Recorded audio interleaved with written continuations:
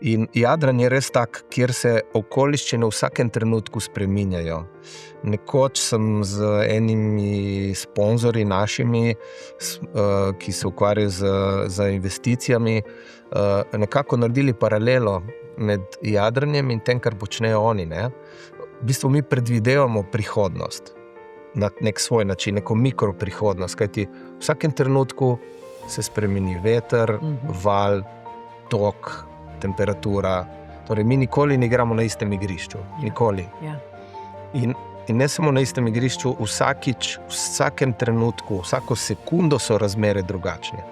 Torej, poleg tega, da imamo za obvladovati objekt, ki je jadrnica, ki jo treba znati natrimati, to so velikokrat milimetri dobesedno, je potem še narava, ki nam vsako sekundo da drugačen input.